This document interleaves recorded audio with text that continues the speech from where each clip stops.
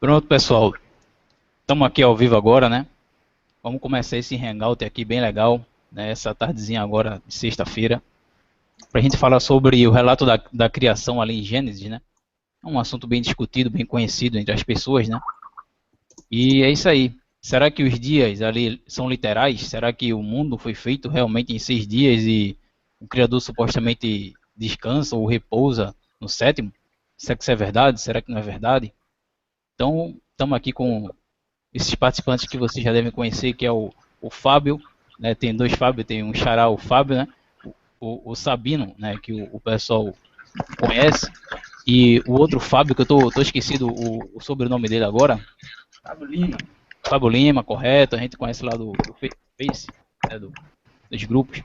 Temos aqui também o Jonas e o Natanael, né? Então eu vou deixar que os participantes se apresentem, né? Digam rapidamente, né? Se fazem parte da denominação, o que acredita, no que acredita, e a gente vai dar início aqui às perguntas, tá? Então vamos começar aqui da esquerda para a direita, né? Com o Fábio Lima. Olá, pessoal, tudo bom? Boa tarde aí. Agradeço pelo convite feito pelo Natanael para participar. E, bom, a minha visão quanto ao livro de Gênesis, acho que é uma visão um pouco diferenciada dos demais, porque eu penso que eu tenho uma visão muito cética. Eu não tenho o livro de Gênesis como literal, e sim como se fosse uma poesia de criação. Talvez eu possa tomar por esse lado, por esse sentido. Aí, conforme o andamento do debate, a gente vai discursando mais sobre isso aí, tá bom? Beleza, beleza. Agora vamos passar para o Fábio Sabino. Sabino, pode falar. Bom, boa tarde a todos. Quero agradecer o convite do Natanael. Como todos já me conhecem, não discuto fé, aqui não vou falar do que eu creio, porque o tema não é para discutir o que cada um crê. Acredito que é para discutir o texto, se os dias são ou não 24 horas aí no Gênesis. Então, eu não sigo nenhuma religião, não sou contra quem siga alguma religião. A única coisa que eu sou contra é o radicalismo, sendo ele católico, protestante, islã, judeu, qualquer um. Acho que a pessoa tem a sua liberdade de expressão para expressar aquilo que ela tem como ideia. Como eu não estou aqui para expressar o que eu tenho como ideia, e sim expressar os fundamentos, então eu vim aqui para participar no sentido de discutir um assunto com alguma probabilidade de um fundamento melhor. Muito obrigado pelo convite, uma boa tarde a todos que estão nos assistindo. Beleza, beleza. Vamos passar agora a palavra para o Jonas. Pode falar, irmão.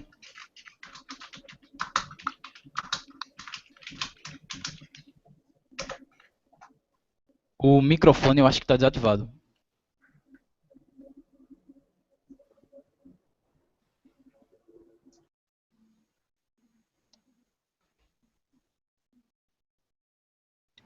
A gente não está conseguindo te ouvir, Jonas.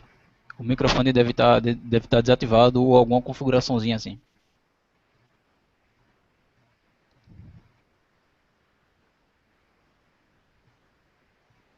Bem, enquanto isso, enquanto o Jonas ele arranja ali as configurações, vou passar aqui a palavra para o irmão Natanael, né? Pode falar, irmão. Boa tarde, pessoal. Beleza aí a todos. Hoje eu faço parte do sistema religioso, em parte. Faço parte da Assembleia de Deus. Quero aqui estar colaborando também com esse Hangout. Vou estar defendendo aqui a questão dos dias de Gênesis como períodos. Eu não vejo como dias de 24 horas. Embora eu veja a narrativa como uma narrativa real. Porém, não vejo que esses dias são dias de 24 horas. Mas que cada dia representa um período de tempo indeterminado. Essa que é a opção que eu vou estar defendendo.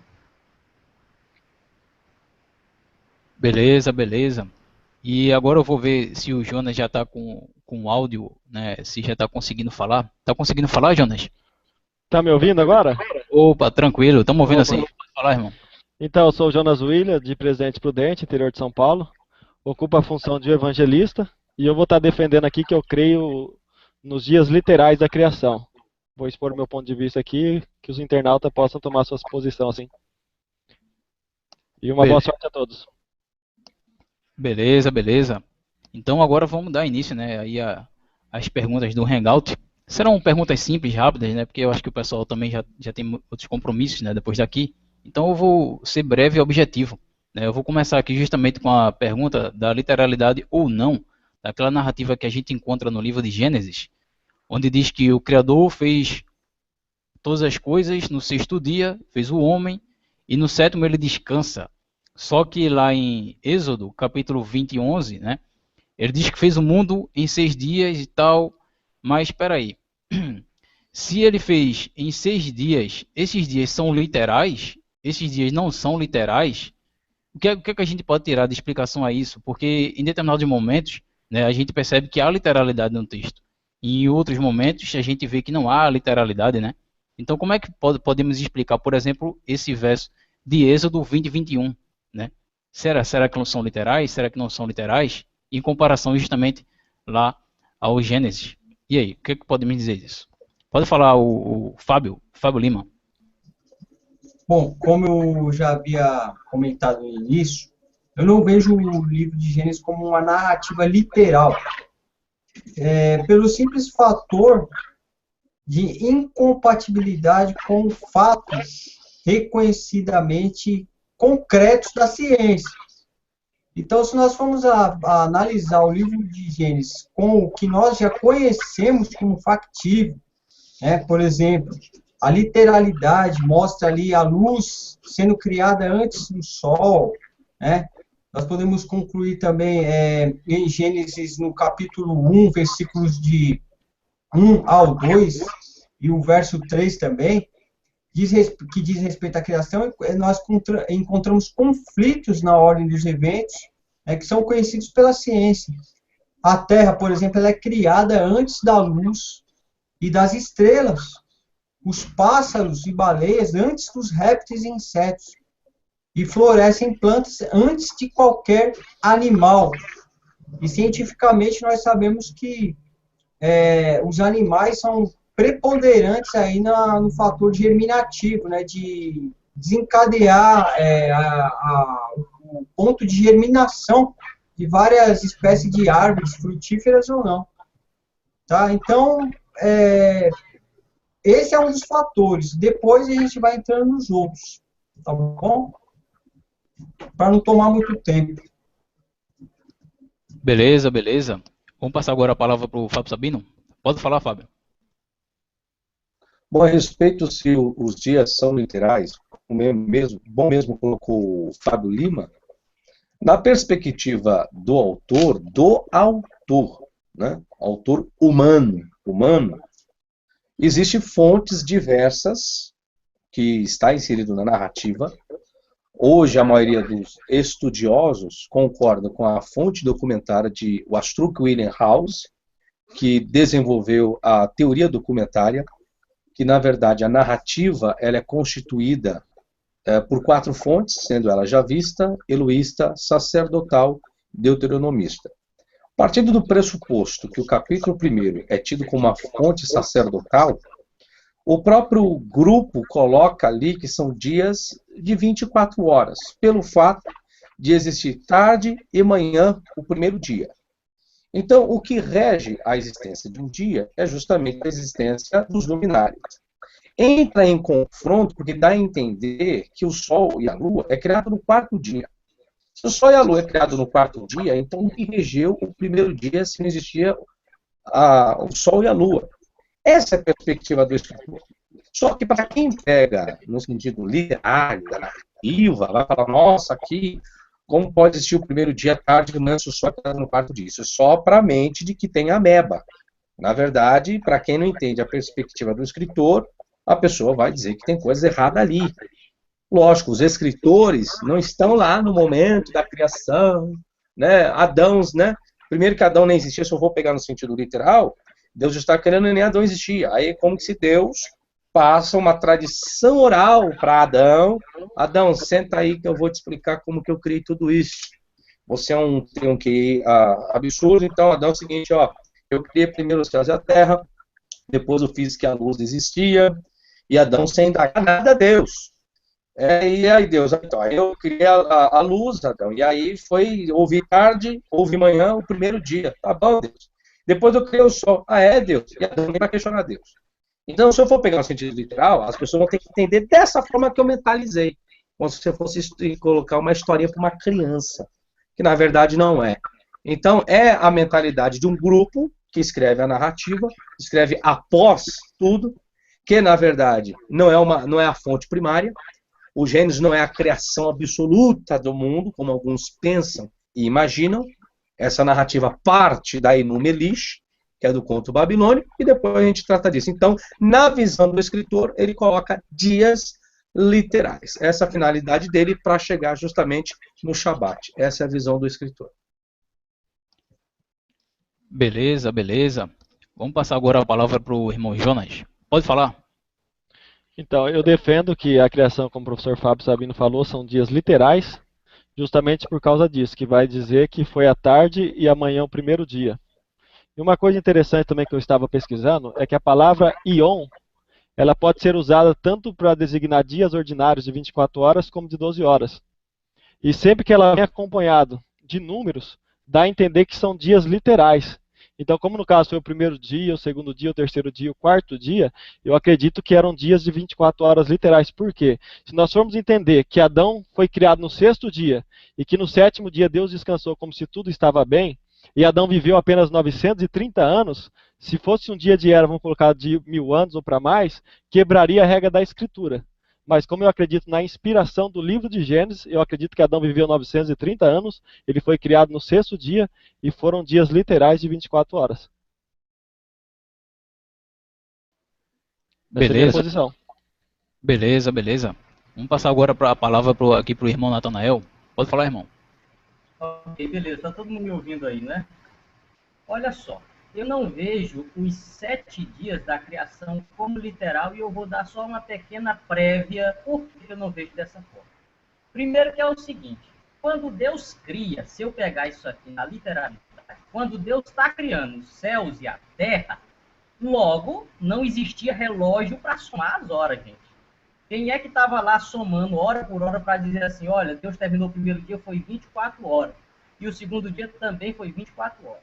Segundo, Deus não trabalha com cronos, tempo humano, tempo terreno. Deus trabalha com kairos, tempo indefinido, tempo de Deus. Então, se eu pego que é Deus que está trazendo o início à criação, eu não posso limitar a Deus em uma hora humana. Lógico que, quando Moisés, lá no Êxodo, fala que Deus fez o mundo em 6 dias, a primeira questão que eu encontro é um pequeno contraste. Por quê? Porque o autor de Gênesis diz que Deus termina a sua obra no 7º dia. Se ele termina no 7º, então ele trabalhou até o 7º. Só que lá no Êxodo, Moisés diz que ele só trabalhou 6, e no 7º ele só descansou. Então a gente vê que há divergência entre o escritor de Gênesis e o escritor de Êxodo. Logo, o que dá a entender que não é Moisés que escreve o Gênesis. E daqui a pouco a gente fala um pouco mais sobre isso. Outra questão interessante é o seguinte, eu não vejo a literalidade. Por quê? Porque o autor, quando ele escreve Gênesis capítulo 1, ele trabalha com questões que não dá para explicar na lógica, com questões tipo de milagre. Por exemplo, no texto de Gênesis, no capítulo 2, o autor usa figuras de linguagem, quando ele diz o seguinte, que Deus, no 7º dia, terminar a sua obra, ele descansou. Mas espera aí, Deus não se cansa. Logo, dá-se a observar que então isso é o quê? Uma figura de linguagem. Não quer dizer que Deus estava cansado. Então, pelo fato do autor usar muito essas questões sobrenaturais, na sua perspectiva, dá a entender de que não são dias literais. E eu vou dar outra prova aqui, clara, de que cada dia não representa 24 horas. No terceiro dia, Deus criou as plantas e as ervas, e Deus deu uma ordem para elas. Qual era a ordem? Cada uma frutifique segundo a sua espécie. E no terceiro dia, essas plantas frutificaram e deram cada uma a sua espécie. Mas espera aí, gente. Se você planta hoje uma planta, lógico que ela não vai dar o seu fruto hoje. Ela precisa de um período, ela precisa de um tempo para ela poder produzir, crescer e etc.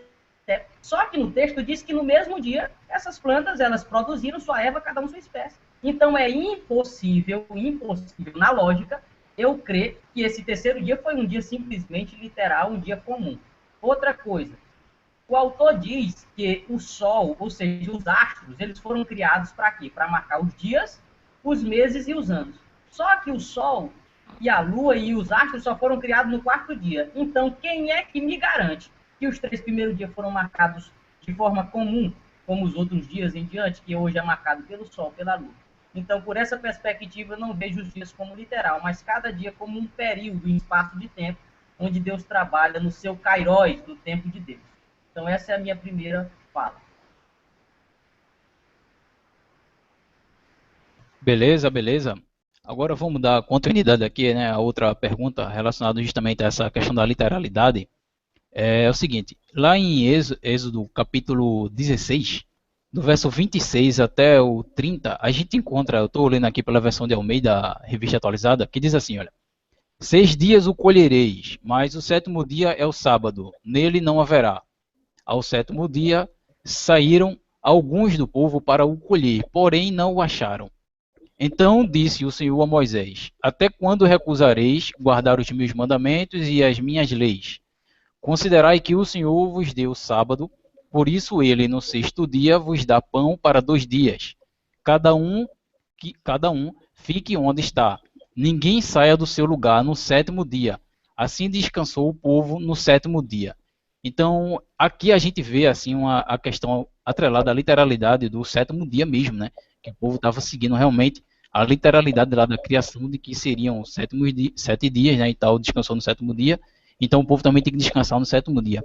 Então, como é que vocês veem essa literalidade em relação a, digamos assim, hoje a ciência, ela mostra que não tem como ser em 7 dias do universo ser criado, né? Pelo menos não da nossa visão temporal, né? Como é que a gente pode enxergar essa questão que está lá dizendo lá em Êxodo, essa literalidade dos dias que o povo começou a guardar, realmente 7 dias, no 7º dia eles guardaram, de acordo com o Gênesis dizia. Como é que a gente pode conciliar essas duas visões aí? Pode falar, Fábio Lima. Bom, eu vejo da seguinte forma. Em primeiro lugar, nós temos que entender a questão cultural e a cosmovisão de mundo que o suposto Moisés, né? Porque eu entendo que há controvérsia sobre se foi Moisés ou não que escreveu o Pentateuco, tendo em vista que o professor Fábio Sabino já falou sobre a hipótese documentária de Julius Wellhausen, né? Que ele propôs essa hipótese que possivelmente não foi um único autor, o autor do Pentateuco. Mas, o ponto em questão, se nós formos voltar para o próprio Gênesis, né, nós vamos ver ali que no 7º dia, está bem claro ali que Deus concluiu sua obra no 7º dia e depois descansou. Eu não estou aqui com a Bíblia aberta agora, mas eu acho que vocês conhecem o texto até melhor do que eu. Então, ali nós podemos ver que Deus trabalhou no 7º dia e depois descansou. Agora, voltando ao ponto das incoerências que eu vejo na narrativa da criação de Gênesis, nós podemos ver já no versículo, no capítulo 1 de Gênesis, no versículo 11, que as plantas, né, são criadas no 3º dia antes de lá existir um sol, para realizar a fotossíntese. Isso já é um caso que entra a ciência. Há necessidade do sol para haver esse processo químico entre as plantas, né, que todo mundo conhece, que é aula aí de ensino fundamental. Aí também nós podemos ver no capítulo 1, versículo 14 de Gênesis, que há um aparente endosso à astrologia. Muitas pessoas passam despercebido isso, mas alguns astrólogos, eles usam esse capítulo 1, versículo 14 de Gênesis para balizar as práticas astrológicas. Porque Deus coloca o Sol, a Lua e as estrelas no firmamento de forma que elas possam ser usadas para sinais. Isso é claro, é exatamente o que os astrólogos propõem. Então, muitas pessoas passam despercebido.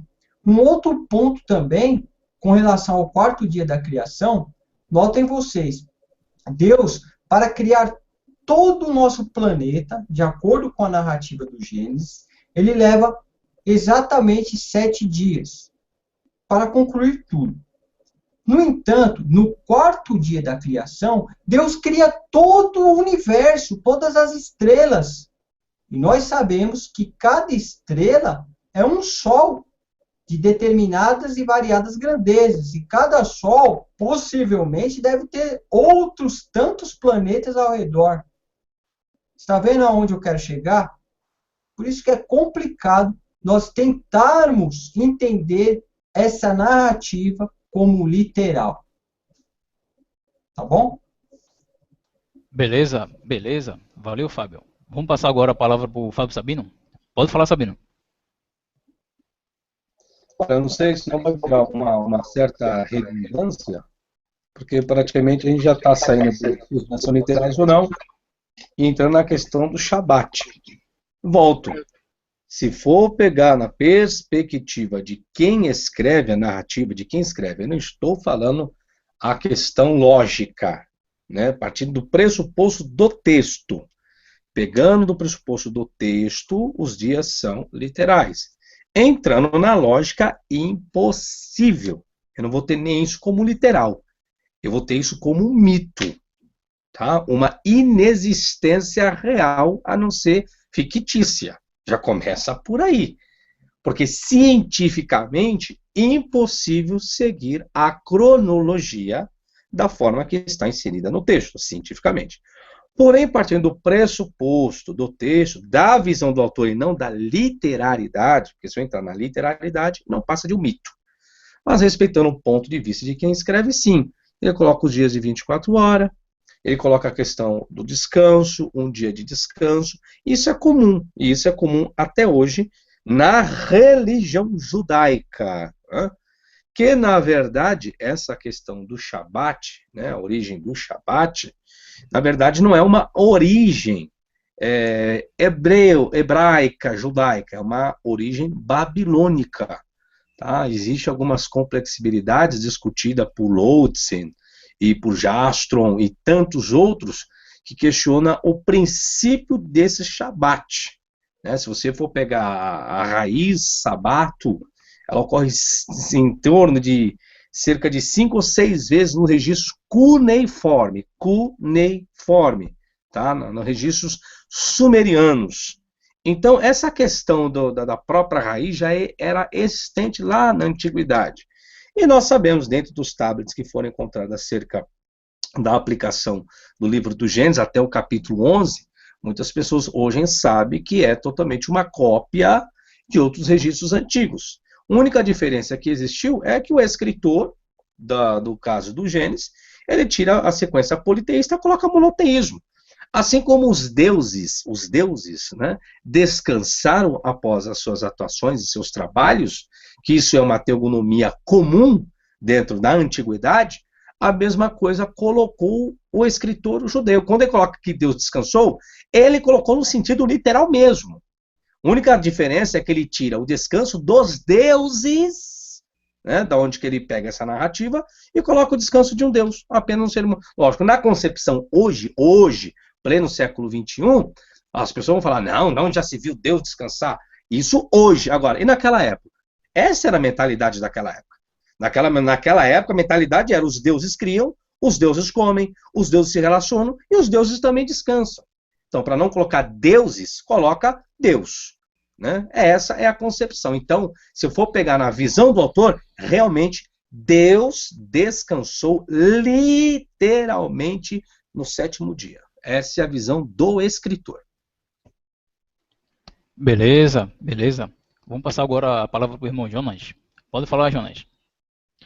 Olha, eu acredito primeiro que se nós pegar Gênesis 1, no princípio criou Deus os céus e a terra, ponto final, ali fala de uma outra criação.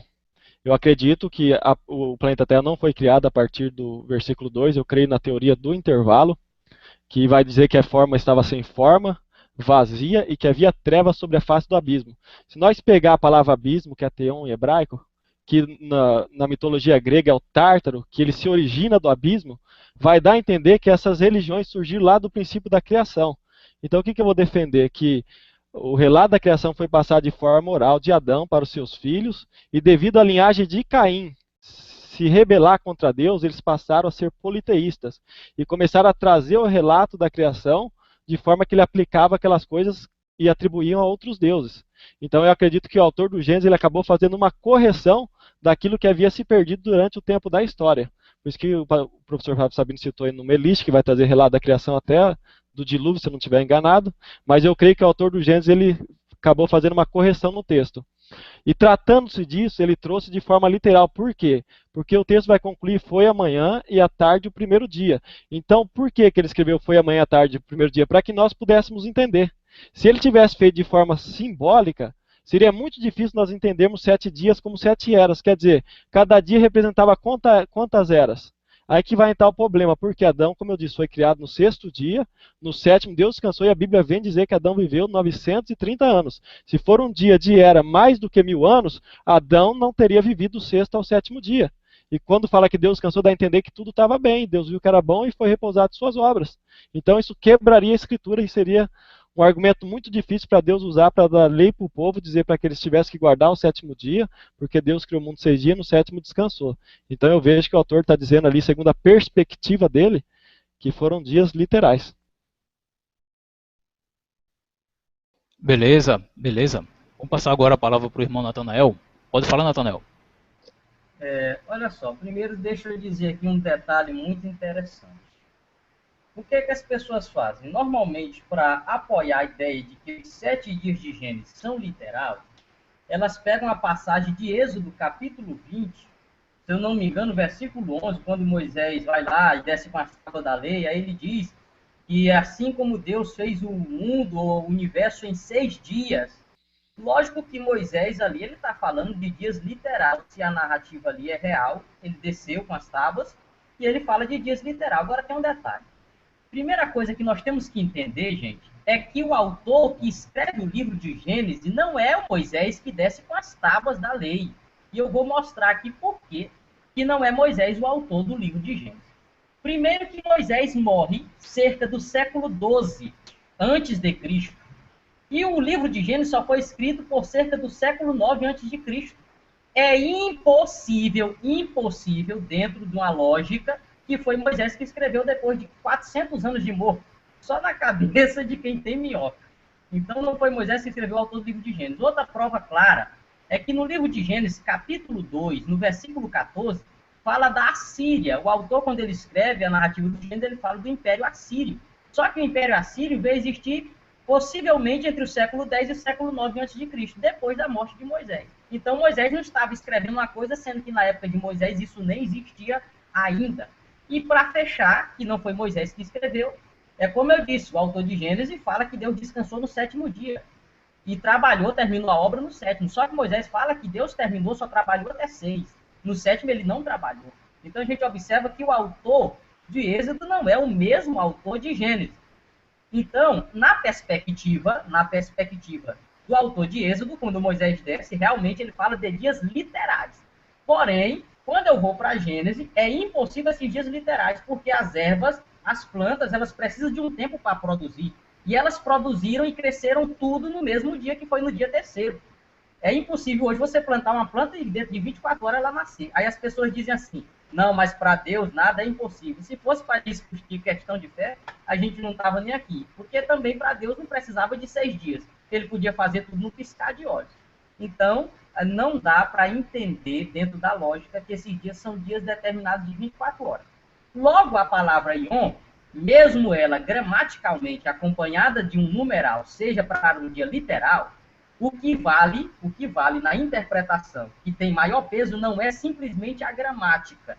O que vale é o contexto histórico, temporal, cultural. Esse é o contexto da época, é a visão do autor, isso que vale mais. Embora o autor use vocábulos que gramaticalmente dá a entender que são dias literais, pela descrição narrativa do autor, não podemos crer que sejam dias literais justamente por causa disso.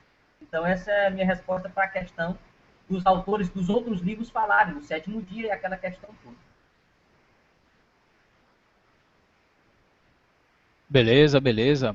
Agora vamos fazer uma pequena conexãozinha agora ao Novo Testamento, né? Porque Pedro, lá na epístola dele, ele diz que um ano para o Criador é como se fosse 1000 anos para o homem. Então, será que Pedro está tentando explicar essa questão da não literalidade do texto bíblico? Será que seria mais ou menos uma explicação que Pedro estava dando para isso aí? O que é que vocês acham? Pode falar o Fábio Lima.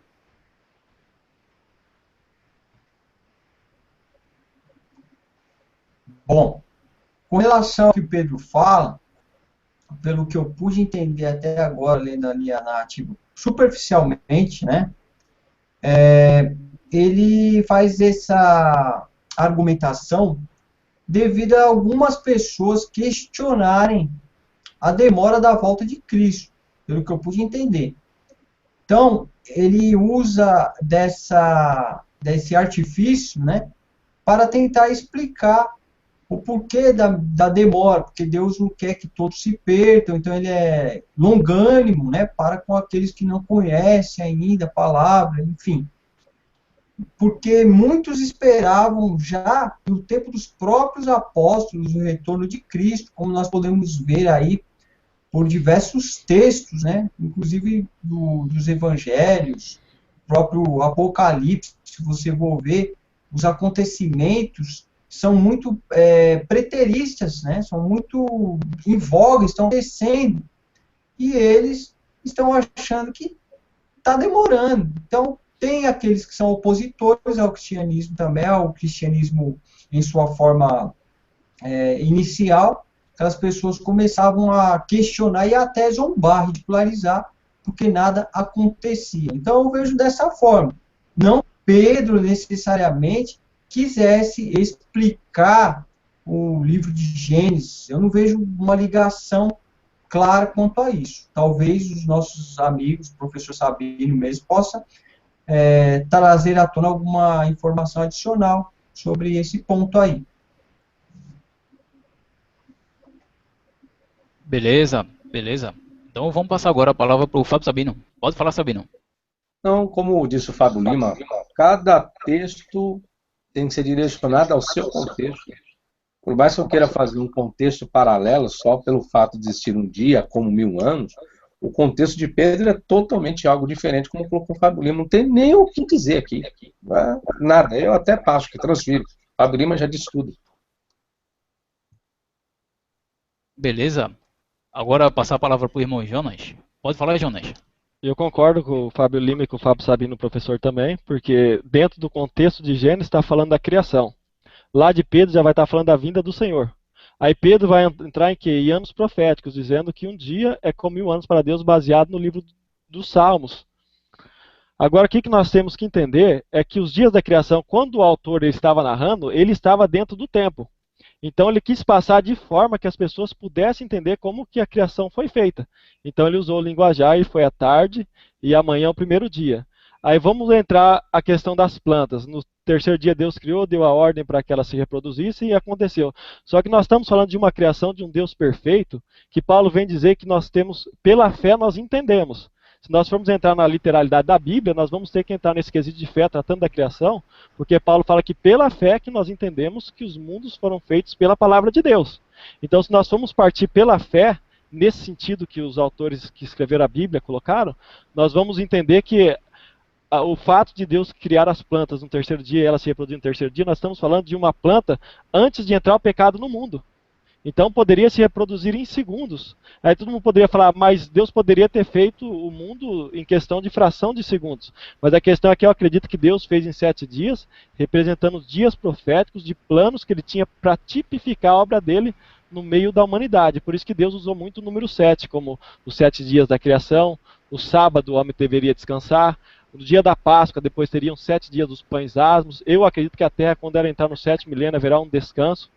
E mostrando no livro de Apocalipse, vai ver o autor colocando 7 eras da igreja, vindo depois do arrebatamento de João. Então, para quem crê na inspiração da Bíblia, que no caso eu acredito, e usando esse argumento que Paulo usou, que pela fé nós entendemos, então eu vou defender aqui pela fé, apesar de não ser coerente pelo tema que nós estamos debatendo aqui. Então, baseado nisso, eu acredito que foram 7 dias literais e que para Deus não há nada impossível. Beleza, beleza. Passar agora a palavra para o irmão Natanael. Pode falar, Natanael. Olha só, com relação ao que Pedro diz, realmente o contexto ali é outro. Quando Pedro fala que um dia para Deus é como, a gente sabe que primeiro como é uma alegoria, é uma figura de linguagem onde ele faz uma comparação. E o texto ali, que lá em 2 Pedro 3, fala de juízo. quer dizer, fala do juízo de Deus, onde as pessoas estavam preocupadas quando seria. Agora, lógico que para Pedro, ele entendia que para Deus não existe tempos. Deus não se limita ao tempo. O que é que acontece? É que no autor de Gênesis, as pessoas acreditam que foi Deus que fez. Então, se foi Deus que fez, que criou o céu e a terra, por que limitar a Deus a um tempo, a um período? É isso que as pessoas fazem. Eles não aceitam que sejam períodos de tempos, porque eles dizem que, sendo Deus, Deus não precisaria de tempo. Só que não é a questão de Deus poder ou não poder fazer em mais ou menos tempo. É a questão do que o texto nos fala.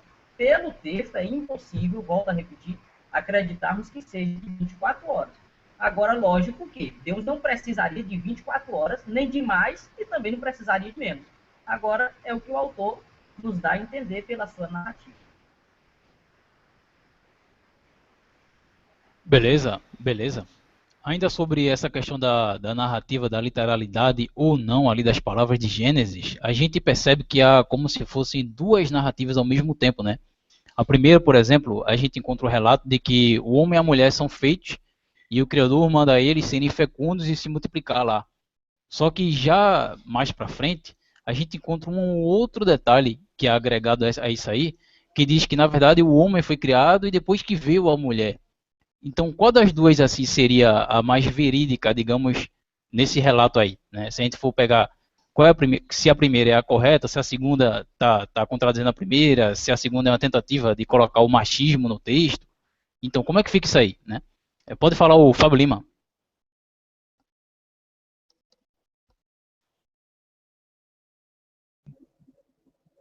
Bom, ali nós podemos entender da seguinte forma, né? Eu vou tomar aqui o lado das linhas conservadoras, no caso, das pessoas que têm, assim como o Jonas, o livro como inspirado e que traz uma narrativa real dos fatos. Então, se nós pegarmos ali a narrativa de Gênesis, no seu capítulo 1, pularmos para os detalhes, eu vejo como detalhes, o capítulo 2 mostra, na verdade, detalhes dessa criação. E dentro desses detalhes, nós podemos ver algumas incoerências, porque, de certa forma, se nós formos analisar, parece que o homem foi criado antes das sementes e das ervas, das plantas, enfim. Agora, um outro ponto que eu quero destacar com relação o porquê eu não vejo o livro como literal, né, já passando já para uma pincelada aqui que eu não posso deixar batido isso, é em relação à questão da criação do homem no sexto dia. Percebam comigo, se o homem foi criado no sexto dia, e esse dia é literal de 24 horas, nós vamos ver aí algumas dificuldades em tentar conciliar isso. Por quê? Nesse mesmo dia, de 24 horas, Deus cria o homem e dá instruções a este mesmo homem para colocar nome em todos os milhares de espécies de animais que vivem na Terra. Aí a gente já fica um pouco meio constrangido que o cara ia dar nome a cada animal num período de menos de 24 horas já, porque ele foi criado nesse sexto dia. Então aí a gente já desconta aí algum tempinho. Ele foi criado, Deus falou, Adão, coloca nome aí em toda a bicharada. Aí ele vai olhando para os animais, esse aqui é um tamanduá, esse é um elefante. Aí vai colocando, não sei como ele fez isso, mas foi colocando. E nesse mesmo dia de 24 horas, Deus ainda faz com que Adão, depois de ter colocado o nome de todos os animais, adormeça, e aí é retirado uma costela de Adão, e Deus cria uma mulher. Note, isso tudo. Isso que eu vejo uma grande dificuldade em aqueles que defendem o literalismo bíblico. a não ser que seja pela fé mesmo, igual disse o Jonas, e eu respeito. Porque o Jonas, ele foi dizer que é pela fé.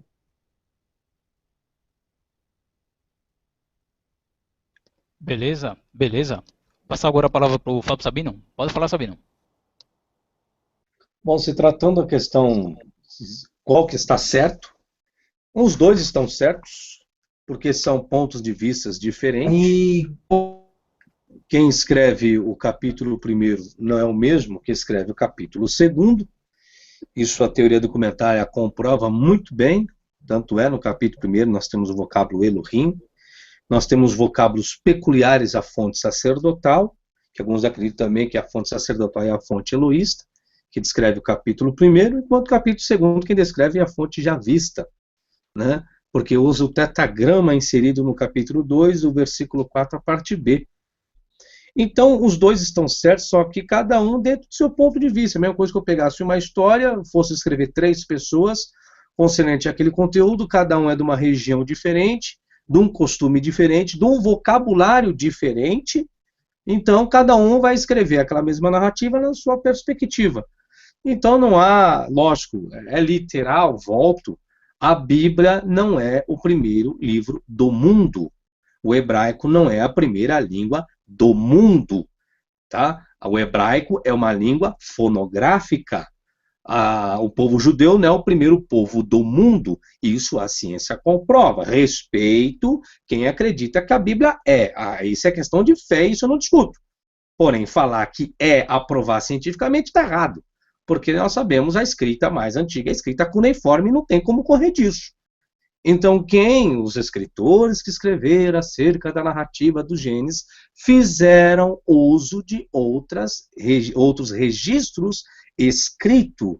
Né? Você tem a carta de Amarna, você tem as cartas de Irachanra, existem vários escritos mais antigos do que qualquer registro bíblico que comprova que a primeira religião do mundo era politeísta.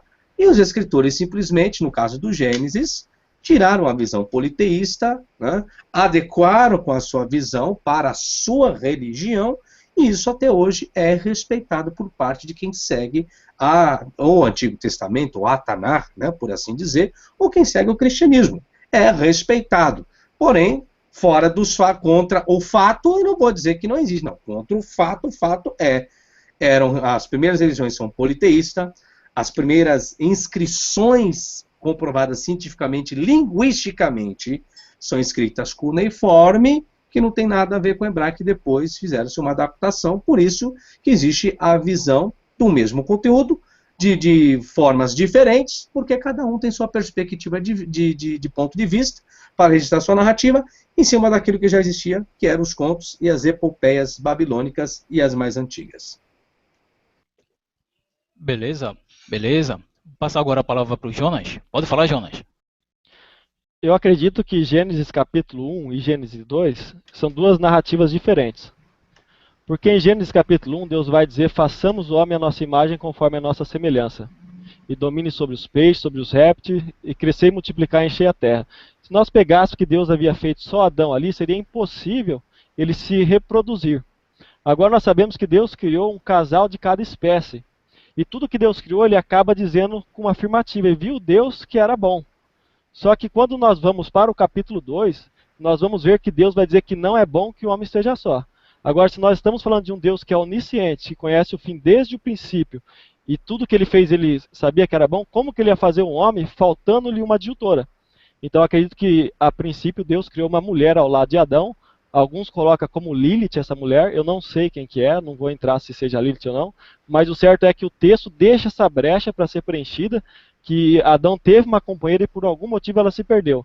Aí Deus vai dizer: não é bom que o homem seja só, no capítulo 2. Falhei uma adjutora. Deus põe um sono profundo em Adão, tira a sua costela, e quando Adão acorda fala: esta é agora carne da minha carne. Por que ele usa essa expressão, esta é agora? Dá a entender que a primeira esposa não era. Então, baseado nisso, eu entendo que Gênesis 1 e Gênesis capítulo 2 são dois relatos totalmente diferentes, entendeu? Essa é a minha opinião. Beleza, beleza. Vou passar agora a palavra para o irmão Natanael. Pode falar, Natanael. Olha só, primeiro é o seguinte, eu não vejo duas narrativas diferentes. Eu vejo apenas um adiantamento do autor. Às vezes ele coloca uma escritura falando de um assunto e mais na frente ele vai detalhar esse assunto. É a mesma questão. As pessoas pegam o texto de Gênesis 1, aí diz, e Deus criou o céu e a terra. Do capítulo 2 em diante, ele vai falar como foi essa criação. Não é que teve um primeiro céu, foi destruído e agora vai ter uma segunda terra reformada. Primeiro que não é reforma. Agora, do versículo 2 em diante, que ele vai dar forma à terra. Só que o autor já disse que ele tinha criado. É a mesma coisa se eu dissesse assim, olha, ontem aconteceu um hangout. Aí eu vou contar como foi o hangout, etc. Não é que o hangout aconteceu e agora vai acontecer. Simplesmente eu disse o que já aconteceu e agora eu vou detalhar como foi. O que acontece? Quando você chega, isso aí é típico de vários autores, não só do Gênesis.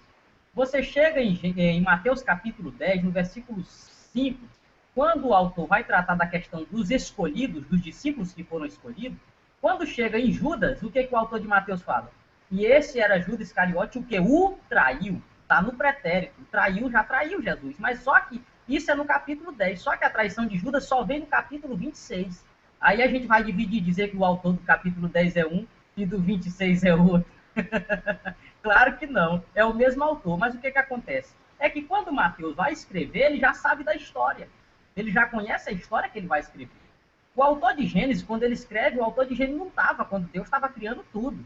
Ele fez isso aí baseado em histórias, em contos que ele já tinha ouvido falar, ou oralmente, ou através de pessoas, ou através de escritos, e agora ele vai dar a sua visão. Então, no capítulo 1, ele fala que Deus criou homem e mulher, e só no capítulo 2 ele vai falar como foi essa criação da mulher, a questão da mulher. Não que um autor fale uma forma e depois vem outro autor e inventa outra história baseada na mesma história.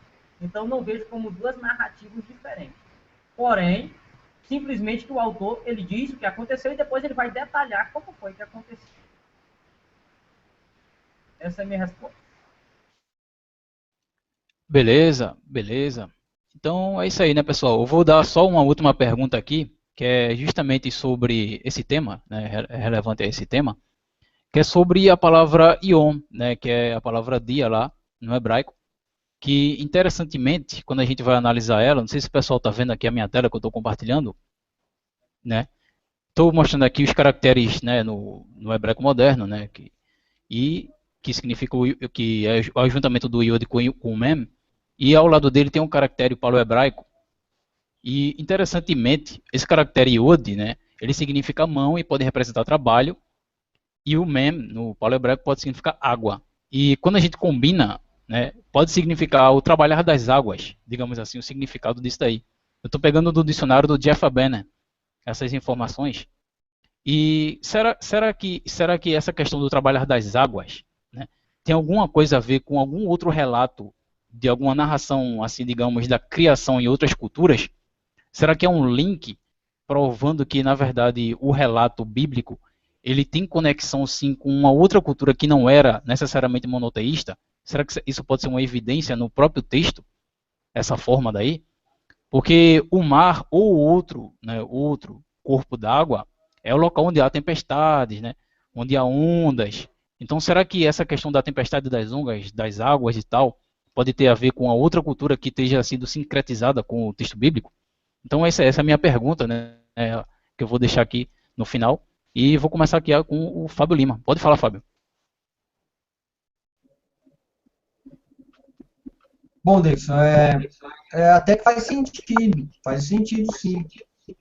Provavelmente pode ser algo que os autores do livro tenham bebido de fontes externas.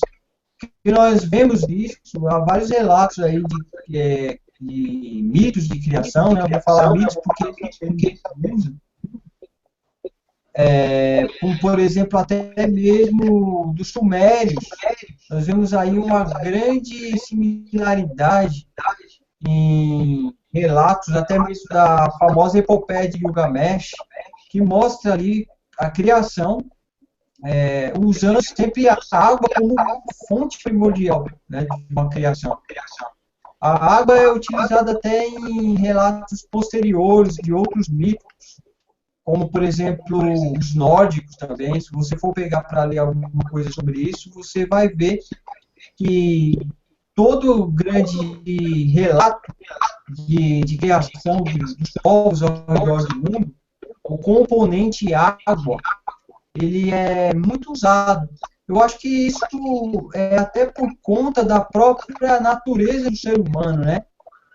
Nós sabemos que o homem, quando ele está ali, quando o homem, ou a criança, no caso, está em processo de fertilização, né, que está se desenvolvendo no útero, há uma grande bolsa de água, né, que separa ali, que passa os nutrientes para a criança. Então, acho que tudo tem ligação, não é nada por acaso. Agora, com relação aos termos hebraicos, eu não vou entrar em detalhes porque não é a minha área de domínio. Isso aí já é com o professor Fábio Sabino e até com o Natanael mesmo, tá bom? Essa foi a minha resposta. Beleza, beleza, valeu. Então eu vou passar agora a palavra para o Fábio Sabino, né? Pode falar, Sabino. Eu só vou fazer algumas correções aí, e vou colocar até na lousa. É o seguinte, essa escrita que você compartilhou aí não é o paleohebraico, tá? Isso não é. Isso é escrita hieroglífica, escrita egípcia. Tá? Você colocou aí o desenho da mão, não sei se vai dar para ver, e o desenho da água. Que, na verdade, isso aqui não representa M em escrita hieroglífica. A escrita M em escrita hieroglífica é a coruja. Esse sinal da água representa a consoante N. N. Esse aqui, na verdade, isso aqui representa o Ain. Ain.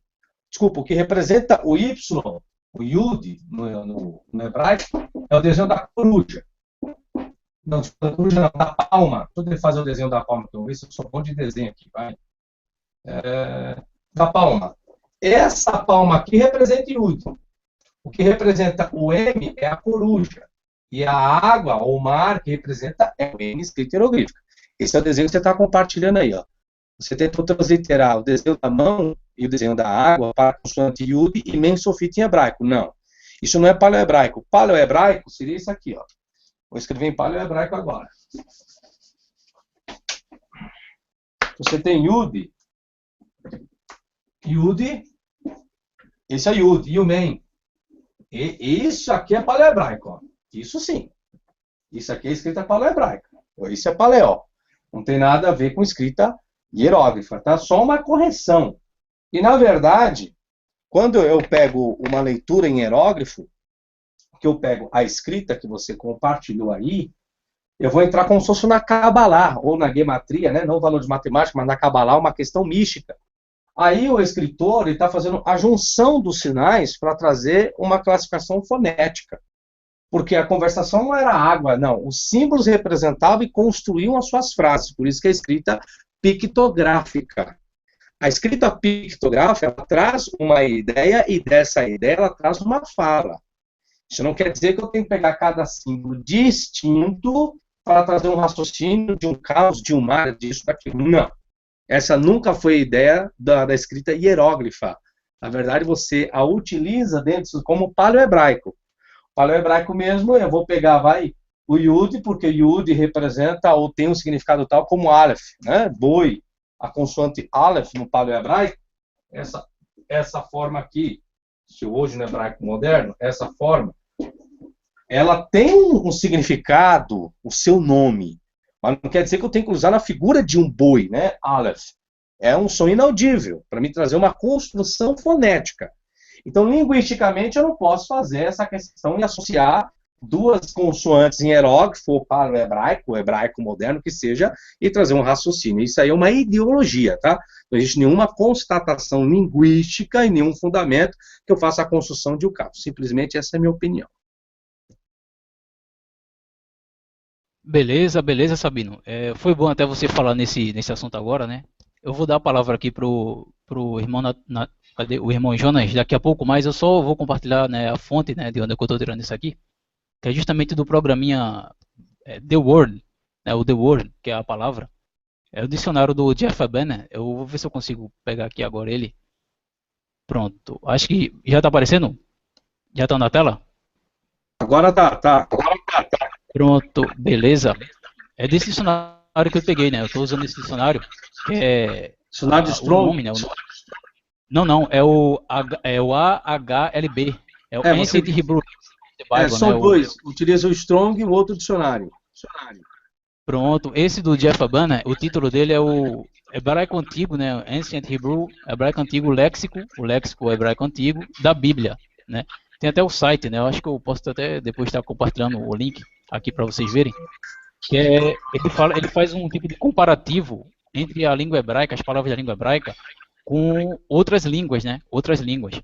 Então ele faz aí um comparativo por exemplo, do Yod e do Mem, com esses dois caracteres aqui, que eu pensava que era o paleohebraico, não é realmente, né? Ele tem características egípcias, né, dos hieróglifos, no caso, o hieróglifo unilateral, e realmente é o unilateral egípcio aí. E eu achei interessante a comparação que o Jeff Banner fez desses dois idiomas, né, dessas duas línguas, digamos assim. E ele fez e deu o significado de cada um desses hieróglifos aí, mostrando um significado e talvez linkando, né, uma significância entre as palavras, né? Porque a gente sabe que o hebraico ele vem do fenício, né?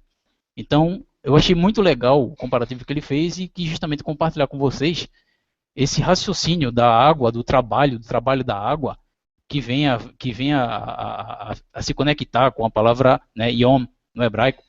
Então é isso aí, né? Só mostrando aqui a fonte, né, de onde eu tirei. E agora eu vou passar. Oi, pode falar. Eu posso compartilhar da minha gramática de Gardner? Porque Gardner vai contrastar totalmente com essa sua referência bibliográfica que você colocou aí. Aí está a questão. E se eu for respeitar quem eu aceito, essa sua bibliografia ou de Gardner? Nós sabemos que quem desenvolveu a gramática foi Gardner. E Gardner não representa esses dois sinais hieróglifos para essas duas consoantes em hebraico. Eu vou compartilhar minha tela aqui. Vou ver se eu consigo aqui. Quer ver? É rapidinho, não vai demorar muito não, senhores. Quando compartilhar, vocês me comunicam, por favor. Pronto, estamos aqui, ouvindo aqui. Ó, a consoante Yud está aqui, ó. A consoante Yud em hebraico, pelo que ela é representada? Ó, pela palma. E o braço que você colocou é representado pela consoante Ain. Está aqui, ó, consoante Ain, o que representa até no árabe. Aqui, a água que você colocou representa o N, corresponde ao Nun do hebraico. Ou a consoante Lamed. E o M representa a coruja.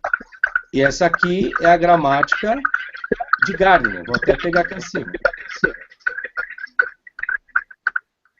Pronto. Quer dizer, é complicado eu aceitar uma referência como essa, uma vez que o perito, no caso o Gardner aqui, diz totalmente outra questão do que foi colocado. Então eu fico mais com quem desenvolveu todo o trabalho para hoje, outras pessoas virem hoje trabalhando com isso, do que ficar com essa referência. Me desculpe, mas eu não confio nessa referência porque Gardner é um perito e todos vão corroborar com a informação de Gardner e não desse outro que se apresentou. Nada contra ao trabalho dessa pessoa que fez esse trabalho, mas acho que deveria ter pesquisado um pouquinho melhor as fontes um pouco mais seguras. Só isso, só. Beleza, valeu, Sabino. Agora eu vou passar aqui a palavra para o irmão Jonas, né, depois dessas referências inteiras aí, né? Vou passar agora, pode falar, irmão.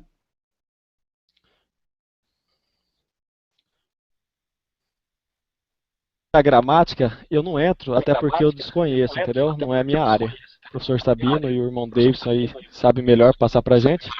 A minha especialidade mais é focado na história das religiões antigas e baseado na fé cristã que eu defendo, né? Sob essa perspectiva. Então agora nós podemos encontrar o quê? Similaridade entre o relato da criação do Gênesis, a epopeia de Gilgamesh, o Enuma Elish, mas algo interessante para a gente observar é que todos eles vão trazer que Deus criou um homem ali no princípio, ou os deuses criaram um homem ali no princípio. Só que se nós pegarmos a história da nação de Israel, que defendia a fé monoteísta, nós vemos Deus libertando Israel do Egito através de Moisés, com o som que estava representado no seu cajado, e vencendo aqueles deuses do Egito. Então eu vou dizer que o Deus de Israel é o verdadeiro Deus, e que o relato da criação de Gênesis, que era uma tradição entre o povo de Israel, seria o relato correto da criação. Apesar de ter as similaridades, é o que eu falei, talvez aquilo foi passado de forma oral, de pai para filho, por razão das pessoas se desviarem da fé monoteísta, acabaram deturpando a maneira que foi falada da forma correta ali. Então o autor do Gênesis, que eu acredito que foi Moisés, apesar de ter as suas controvérsias, eu acredito que ele veio trazer uma correção no livro do Gênesis para que nós voltássemos ao relato correto de como foi realizado o relato da criação. Então essa é a minha opinião aqui.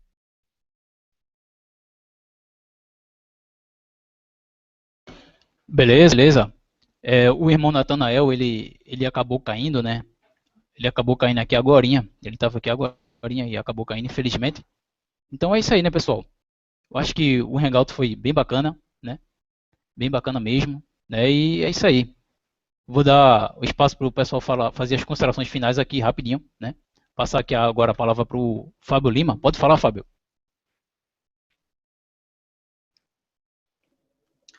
Então é isso, pessoal. Acho que o debate foi bem sistemático, né? Foi bem objetivo. E é isso que não foi nenhum debate, foi uma troca de opiniões, né? E eu gostei de ter participado, agradeço ao Natanael, né, pelo convite mais uma vez. E mando um abraço aí pro Jonas, não conhecia ele. Forte abraço para você, Jonas. Mais uma vez, Fábio Sabino, muito obrigado aí. Tudo de bom, até a próxima. E Davidson, quando precisar, e eu tiver tempo, é só dar um toque aí que a gente participa assim dos hangouts, tá bom? Até mais. Beleza, beleza. Valeu, Fábio. Vou passar agora a palavra para o Sabino. Obrigado aí Pode por falar, tudo, irmão. Davidson, o Fábio Lima, o Jonas, o Natanael, que infelizmente caiu. Agradecer a todos aí que nos assistiram, nos ouviram, nos prestigiaram. Espero que o pouco tempo que nós estivemos aqui deu para elucidar algumas informações. Lembrando a todos que o bom é sempre pesquisar, procurar fontes, referências, e isso será de suma importância para o crescimento de todos. A fé é individual, cabe a cada um tê-la, respeitar quem acredita diferente, respeitar opiniões divergentes e discutir aquilo que as pessoas têm como probabilidade de um melhor fundamento, de um melhor conhecimento. Que a humanidade seja preservada, que haja respeito pelas pessoas, mesmo que as suas crenças sejam diferentes, porque se nós não respeitarmos, nós teríamos que ter um mundo apenas nosso, né? Pelo fato, só porque eu não sou cristão, eu não posso julgar aquele que é cristão. Porque se eu sou muçulmano, eu não posso julgar aquele que não crê da mesma forma que eu, porque ele é um judeu. Então tem que haver o respeito, porque diante de qualquer criador ou de qualquer criadores, todos são seres humanos limitados e ninguém é eterno. Esse corpo físico, todos morrerão, então ninguém é melhor do que ninguém. Então a fé seja respeitada por parte de todos. É isso que eu quero, é isso que eu agradeço, e quando precisar, eu estiver disponível, estarei aqui para atender a necessidade de qualquer um dos senhores. Muito obrigado, até a próxima e tchau, tchau. Beleza, beleza. Valeu, Fábio. Vou passar agora a palavra aqui para o Jonas. Pode falar, Jonas. Eu quero agradecer ao irmão Natanael pelo convite para mim estar participando desse hangout. O irmão Davidson, que eu conheci ele no hangout passado, que eu tive com ele, uma grande pessoa excepcional. Gostei muito da maneira que ele traz o expresso conhecimento dele, falando muito da mitologia da Grécia. E o irmão Fábio Lima, conheci ele pessoalmente agora também, através desse hangout. Quero agradecer ele, indico o canal dele para que as pessoas estejam vendo, é um canal muito legal. Professor Fábio Sabino, eu tenho aprendido muito com os estudos dele. É um homem que fala sobre a gramática hebraica, sobre os manuscritos antigos, e é um grande mestre para mim, mais do que um professor, para mim é um mestre que eu tenho aprendido muito com as aulas dele, e está aí para os internautas tirar as conclusões que eles acharem melhor. Eu acho que tudo vai da pessoa ouvir e saber julgar aquilo que ela acha que é correto e aquilo que não é correto. Porque, como o professor Fábio Sabino falou, ninguém é dono da verdade. Existem várias religiões no mundo. Só que as coisas eu acho que estão aí para ser discutidas. E quando as coisas são colocadas baseado com fundamento, então as pessoas podem saber naquilo que elas podem se apoiar. Então eu quero agradecer a todos pela participação e um abração aí. Beleza, beleza. Valeu, Jonas. Eu quero agradecer a todos vocês aqui, né, pessoal? Porque realmente o Hangout foi muito legal, muito bacana. Só pude agregar conhecimento aí a quem estava assistindo, né? Muito legal aí. E infelizmente o irmão Natanael, né, ele caiu aqui a net dele, mas quero também agradecer ao convite do irmão Natanael aí, né, que me convidou para estar moderando aqui. E foi muito legal, espero participar de novos hangouts aí com vocês. Muito legal mesmo. E até a próxima. É isso aí, pessoal. Muito obrigado.